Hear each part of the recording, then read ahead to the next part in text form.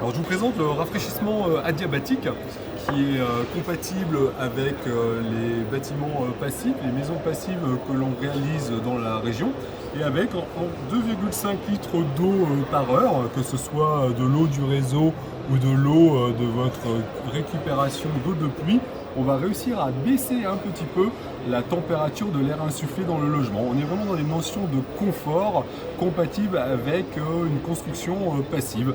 Donc le principe, c'est le principe du brumisateur qu'on connaît tous en été. Et donc la micro-gouttelette d'eau, en se vaporisant, va créer du froid.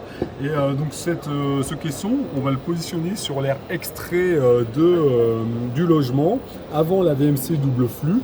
Ici, on a un média qui est un consommable qu'il va falloir remplacer suivant la dureté de l'eau et qui va permettre comme ça cet échange et de baisser la température extrait du logement.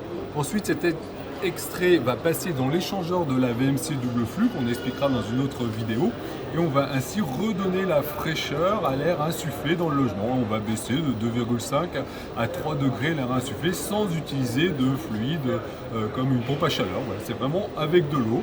Il y a un système de purge régulier pour vidanger le système, qu'il n'y ait pas d'eau qui s'accumule dans le rafraîchissement adiabatique. Cette technique a été développée depuis des dizaines et dizaines d'années dans les grands bâtiments et c'est tout récemment qu'on a enfin un produit qui sert pour nos maisons passives.